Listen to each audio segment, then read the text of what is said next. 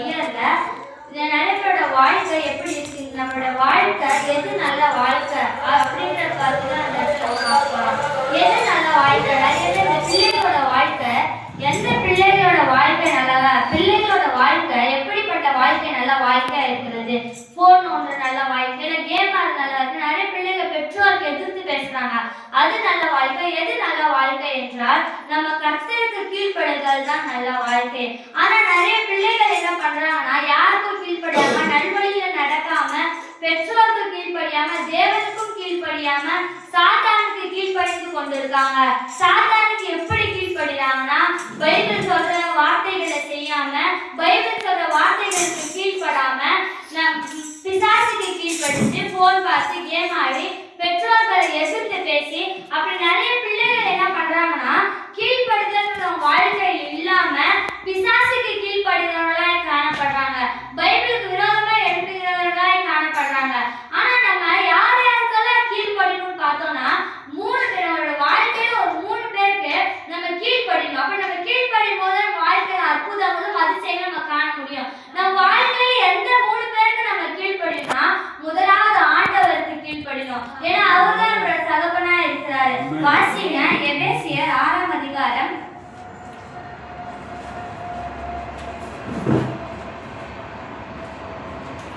எபேசியர் 6ஆம் அதிகாரம் 1ஆம் வசனம். பிள்ளைகளே, உங்கள் பெற்றோருக்கு கர்த்தருக்குள் கீழ்ப்படியுங்கள், இது நியாயம். ஹல்லேலூயா. நம்ம பெற்றோருக்கு கர்த்தருக்கு கீழ்ப்படியணும். எப்படி கர்த்தருக்கு கீழ்ப்படியணும்னா, தேவன் சொல்ற ஒவ்வொரு வார்த்தைகளையும் நம்ம கேட்டு நம்மளோட வாழ்க்கையில நடப்பித்து நம்ம இருக்கும்போது கர்த்தர் நம்ம வாழ்க்கையில அற்புதங்களையும் அதிசயங்களையும் செய்வார். நம்ம முதலாவது தேவனுக்கு கீழ்ப்படுகிறவர்களா இருக்கணும். தேவன் சொல்ற வார்த்தைகளை கேட்கிறவர்களா இருக்கணும். அப்படி கேட்கும் போது நம்ம வாழ்க்கையில அதிசயங்களையும் அற்புதங்களையும் நம்ம பார்க்க முடியும். அதுதான் நம்ம நல்ல வாழ்க்கையா நம்மளோட வாழ்க்கையில இருக்கும். அதுவும் நற்சாட்சி பெற்ற வாழ்க்கையா இருக்கும். நம்ம தேவனுக்கு கீழ்ப்படுகிறவர்களா இருக்கிறோம். ஆனா நிறைய பேர் தேவனுக்கு கீழ்ப்படியாம இருக்கிறாங்க, தேவன் சொல்ற வார்த்தைகளை கேட்காம இருக்கிறாங்க. தேவன் பைபிள் எத்தனையோ முறை பைபிள் படிக்க ஜெபம் பண்ணுங்கன்னு சொல்றாங்க, ஆனா அது யாரும் அவங்களோட வாழ்க்கையில அதை அவங்க நடப்பிக்கல. ஆனா நம்ம அப்படிப்பட்டவர்களா இருக்க கூடாது. நம்ம தேவன் சொல்ற வார்த்தைகளுக்கு கீழ்ப்படுகிறவர்களா இருக்கும்போதுதான் கர்த்தர் அற்புதங்களையும் அதிசயங்களையும் வாழ்க்கையில செய்ய வல்லவரா இருக்கிறார். நம்ம இந்த வேலை நம்ம கீழ்ப்படியணும். முதலாவது தேவனுக்கு கீழ்ப்படியணும். ஆனா நிறைய பேர் தேவனுக்கு கீழ்ப்படியாம பைபிள் படிக்கணும், பைபிள் படிக்காம, யாருக்கு தெரியும் நம்ம செய்யற தப்பு, நம்ம பைபிள் படிக்கலாம் யாருக்கு தெரிஞ்சிடும், இல்ல பைபிள் படிச்சா பைபிள் திறந்து வச்சுட்டு படிக்காம யாருக்கு தெரியும் போது நான் பைபிள் படிக்கலாம், நான் பைபிள் படிக்கிறதுனால தான் ஆக்டிவ் பண்ணிட்டு இருக்கேன்னு சொல்லி நிறைய பிள்ளைகள் பெற்றோரை ஏமாற்றி கொண்டு இருக்காங்க. ஆனா நம்ம உலகத்துல எத்தனை பேர் ஏமாற்றினாலும் தேவன் ஒருவர் இருக்கார், நம்மளை பார்த்து கொண்டு இருக்கிறாரு. அது எப்பவுமே எந்த இடத்துலயும் நீங்க எந்த இடத்துல ஒழிச்சு கொண்டாலும் யாரும் பார்க்கவே முடியாதுன்ற மாதிரி நீங்க தேவனுக்கு விரோதமா செயல்பட்டாலும் தேவன் நம்மளை பார்க்கிறவரா இருக்கிறார். நம்ம தேவனுக்கு கீழ்ப்படினோமா இல்லையா தேவன் பார்க்கிறவரா இருக்கிறாரு. நம்மளோட வாழ்க்கை நல்ல வாழ்க்கையா இருக்கணும்னு நம்ம விரும்பணும்னா நம்ம தேவனுக்கு கீழ்ப்படுகிறவர்களா இருக்கணும். தேவன் சொல்ற கட்டளைகளை நம்ம வாழ்க்கையை நடப்பிக்கிறவர்களா இருக்கும்போதுதான் கர்த்தர் நம்ம வாழ்க்கையை நல்ல வாழ்க்கையை மாற்ற வல்லவரா இருக்கிறார். நம்ம கர்த்தருக்கு கீழ்ப்படிந்து நடக்கிறவர்களா இருக்கணும். பிசாசுக்கு கீழ்ப்படுகிறவர்களா இருக்கக்கூடாது. நம்ம பிசாசுக்கு எதிர்த்து நிற்கிறவர்களா இருக்கணும். தேவன் சொல்ற வார்த்தை ஒவ்வொரு வார்த்தையும் வாழ்க்கையில நம்ம நடப்பித்து கொண்டே இருக்கும்போது கர்த்தர் நம்மளுக்கு வாழ்க்கை ஒரு நல்ல வாழ்க்கை, மற்றவர்களுக்கு முன்பாக ஒரு நற்சாட்சி பெற்ற வாழ்க்கை, நம்மளோட வாழ்க்கையை மாற்ற வல்லவரா இருக்கிறார். நம்மளோட வாழ்க்கையில முதலாவது ஆண்டவருக்கு கீழ்ப்படினோம். ஏன் ஆண்டவருக்கு கீழ்ப்படினோம்னா, அவர்தான் நம்மளோட ஃபர்ஸ்ட் அப்பா அம்மா. ஆனா பைபிள்ல நிறைய டைம் சொல்லிருக்கு, அவர் நம்ம அப்பான்னு கூப்பிடலாம், அவர் நம்ம யாரு, நம்ம என்ன வேணுமோ அப்ப நம்ம தேவனை கூப்பிடலாம். தேவன் தான் நம்மளுக்கு முதலாவது பேரண்டா இருக்கிறாரு.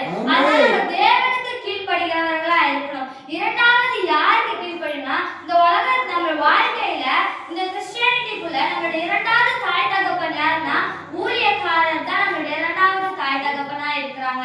நம்ம அவங்களுக்கு கீழ்ப்படுகிறவர்களா இருக்கணும். ஆனா நிறைய பேர் யாருமே ஊழியக்காரங்க சொல்ற வார்த்தைய கேட்க மாட்டாங்க.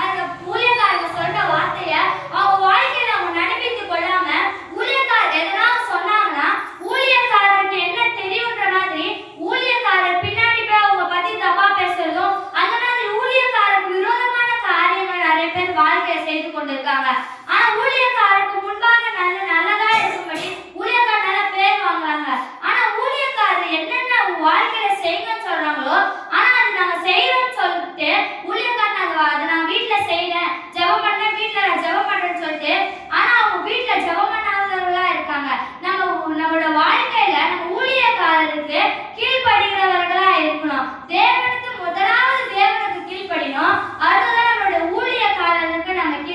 படிக்கணும். அவங்க சொல்ற ஒவ்வொரு வார்த்தையும் கேட்கணும். அவங்களுக்கு என்ன தெரியும்ன்றது சொல்லக்கூடாது.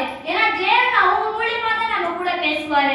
அவங்க சொல்ற ஒவ்வொரு வார்த்தையும் நம்ம கேட்டு கீழ்படிக்கிறவர்களா இருக்கணும். நம்ம சபையில எல்லா பிள்ளைகளும் திட்டி வளர்க்குவாங்க. ஏன் அப்படின்னா அவங்க ஒழுக்கமான வாழ்க்கைக்குள்ள இருக்கணும், நல்ல வாழ்க்கைக்குள்ள இருக்கணும், இந்த ஊர்ல ஒரு நல்ல பேர் எடுக்கணும் அப்படி சொல்லி ஊழியக்காரங்க திட்டுவாங்க. ஆனா அது நிறைய பிள்ளைகளுக்கு பிடிக்கல, அந்த பிள்ளைகளோட பேரண்ட்ஸுக்கு பிடிக்கல. ஆனா அவங்க சொல்ற ஒவ்வொரு வார்த்தையும் கேட்டு பாருங்க, அந்த வார்த்தை நீங்க கீழ்படிஞ்சு பாருங்க. அது தவறோ நல்லதோ, கெட்டதோ நல்லதோ, அது போல என்னன்னு கேட்டு அது நான் கெட்டதா சொல்றாங்களா நம்ம வாழ்க்கைக்கு நல்லதா சொல்றேன். ஊழியக்காரர் எப்பொழுதும் நம்ம வாழ்க்கைக்கு கெட்டதா சொல்லவே மாட்டாங்க. தேவன் சொல்ற வார்த்தை மட்டும் நம்ம வாழ்க்கையில நமக்கு சொல்லுவாங்க. அதை நம்ம கேட்டு கீழ்படியும் போது அது கர்த்தர் நமக்கு ஆசீர்வாதத்தை தர வல்லவரா இருக்காரு. நம்ம ஊழியக்காரருக்கு கீழ்படியவரா இருக்கணும். எக்காரணத்தை கொண்டு ஊழியக்காரர் நம்ம கீழ்படியாம போகவே கூடாது. ஏன் ஊழியக்காரர் நம்மளை திட்டிகிட்டே இருக்காங்க, ஏன் நம்மள எப்ப பார்த்தாலும் என் மேல கோவப்பட்டுட்டே இருக்காங்கன்னு சொல்லி எக்காரணத்தை கொண்டு நீங்க யோசிக்க கூடாது. ஏன் அவங்க நம்ம மேல கோவப்படுறாங்க, ஏன் நம்ம மேல நம்ம நல்லதுக்கு தான் கோவப்படுறாங்க. ஏன்னா நம்மளுடைய வாழ்க்கை இந்த ஊர்ல ஒரு நற்சாட்சி பெற்ற வாழ்க்கையா இருக்கணும். நம்ம எல்லாருக்கும் ஒரு ரோல் மாடலா இருக்கணும். நம்ம பரிசுத்த ஆவிக்குள்ள இன்னும் ஸ்ட்ராங்கா இருக்கணும் தான் ஊழியக்காரங்க விரும்புவாங்க. அதனால நம்ம ஊழியக்காரங்க சொல்ற வார்த்தைய நம்ம கேட்டு நம்ம வாழ்க்கையை பிரயோஜனப்படுத்தி கொள்கிறவர்களா இருக்கணும். நம்ம வாழ்க்கையில நம்ம ஊழியக்காரர் சொல்ற வார்த்தை கேட்க கேட்க கர்த்தர் நமக்கு ஆசீர்வாதம் தர வல்லவரா இருக்கிறார். நிறைய பேர் என்ன நினைக்கிறோம்னா, வேற சபையில பார்க்கிறோம், அந்த சபையில பாஸ்டர் விசுவாசிங்க திட்டுறது இல்ல, நல்லா ஸ்வீட்டா பிரசங்கம் பேசுறாங்க, யாரையும் எதிர்த்து திட்டுறது இல்ல, யாரும் அடிக்கிறது இல்ல அப்படி சொல்லி நிறைய பிள்ளைகளா இருக்கட்டும் பெரியவங்களா இருக்கட்டும் நினைக்குவாங்க. அந்த சபை எப்படி இருக்கு, ஊழியக்காரர் அவ்வளோ அழகா பாத்துக்கிறாரு, அவர் ஜாலியா பேசுறாங்க, ஆனா நம்ம ஊழியக்காரர் நம்ம திட்டுறாரு, நம்ம பிரசங்கத்துல ரொம்ப கடுமையா பேசுறாருன்னு சொல்லி நிறைய பேர் நினைப்போம். ஆனா அந்த கடுமையான பிரசங்கம் எதுக்குன்னா நம்ம ஃபியூச்சர்ல நம்ம ஒழுங்கா இருக்கணும்ன்றதுக்காக ஊழியக்காரர் நமக்காக பேசுவாங்க. அவங்க சொல்ற வார்த்தைய நம்ம கேட்டு கீழ்படுகிறவர்களா இருக்கணும். எக்காரணத்து கொண்டு நம்ம அந்த வார்த்தையை கீழ்படியாம போகவே கூடாது. அப்படி நம்ம கீழ்படிய கர்த்தர் ஒரு புதிய ஆசீர்வாதங்களை ஃபியூச்சர்ல நமக்கு சேர்த்து வைக்க வல்லவரா இருக்கிறார். முதலாவது நம்ம ஆண்டவருக்கு கீழ்படியணும், இரண்டாவது ஊழியக்காரருக்கு கீழ்படியணும். எக்காரணத்து கொண்டு ஊழியக்காரருக்கு விரோதமா நம்ம எழுதவே கூடாது. ஊழியக்காரர் மூலமான தேவன் நம்மோட பேசுகிறவரா இருக்காரு. ஊழியக்காரர் சொல்ற ஒவ்வொரு வார்த்தையும் என்னென்ன சொல்றாங்கன்னு சொல்லி பொறுமையா நிதானமா அவங்க சொல்றதை கேட்டு நம்மளோட வாழ்க்கையை நம்ம பிரயோஜனப்படுத்தி கொண்டு இருக்கணும். ஹல்லேலூயா. அடுத்ததா மூணாவதா லாஸ்டா நம்ம யாருக்கு கீழ்படினா, இந்த உலகத்துல நம்ம பெற்றெடுத்து நம்ம தாய் தகப்பன் நமக்கு கீழ்படுகிறவர்களா இருக்கணும். அவங்களுக்கு நம்ம கீழ்படுகிறவர்களா இருக்கணும். அவங்க சொல்ற வார்த்தை நம்ம கேட்கணும். ஆனா நிறைய பேர் பெற்ற தாய் தகப்பனுக்கு கீழ்படிய மாட்டேங்கிறாங்க, எதிர்த்து பேசுறாங்க. நம்ம அப்படி எதிர்த்து பேசுகிறவர்களா இருக்கக்கூடாது. அவங்க என்ன சொல்றாங்கன்றதை கேட்கிறவர்களா, கேட்டு நம்ம கீழ்படுகிறவர்களா இருக்கணும். பைபிள் எத்தனையோ பேர் தேவன் சொல்ற வார்த்தைக்கும் அவங்க பெற்றார் சொன்ன வார்த்தை பெரியவங்க சொன்ன வார்த்தைகளை கேட்டு கீழ்படிந்தாங்க. அதே போல நம்மளும் நம்ம பெற்றெடுத்த தாய் தகப்பனுக்கு பிள்ளைகளா இருக்கட்டும் பெரியவங்களா இருக்கட்டும், நீங்க உங்களோட பெரியவங்க யாரு என்ன சொல்றாங்களோ அதை முதல்ல நம்ம வாழ்க்கையில கேட்டு அதை வாழ்க்கையில பிரயோஜனப்படுத்தி கொண்டு நம்ம கீழ்படுகிறவர்களாய் காணப்பட வேண்டும். பெற்றோர்களுக்கு நம்ம கீழ்படுகிறவர்களாய் காணப்பட வேண்டும். ஆனா நிறைய பசங்க பெற்றோர்கள் கீழ்படியாம இருக்கிறாங்க. அவங்க பெற்றோர்கள் கீழ்படியாம போய் ஆசீர்வாதத்தை இழக்கிறவர்களா இருக்கிறாங்க. நம்ம பெற்றோரை கனம் பண்ண வேண்டியதா இருக்கு. நம்ம தாய் தகப்பனை நம்ம கனம் பண்ணணும். நம்ம அதுக்கு அவங்க சொல்றதை கீழ்படியும் போது தான் நம்ம அவங்களை கனம் பண்ண முடியும். அவங்க சொல்ற ஒவ்வொரு வார்த்தையும் கேட்கணும். அவங்க படிச்சவங்களா இருக்கட்டும் படிக்காதவங்களா இருக்கட்டும், இல்ல அவங்க படிக்கணும்னு சொல்லிட்டு உங்களுக்கு என்ன தெரியும்னு சொல்லி பெரியவங்க சொல்ற வார்த்தையை கேட்காம பெற்றோர் சொல்ற வார்த்தையை கேட்காம நிறைய பேர் என்ன பண்றோம்னா அவங்க சொல்ற வார்த்தையை கேட்காம போயிடுறாங்க. ஹல்லேலூயா. என் வாழ்க்கையில பார்த்தோம்னா நான் பிறந்ததுல இருந்த வரைக்கும் எங்க அப்பா ஊழியக்காரர் தான் இருக்கிறாரு.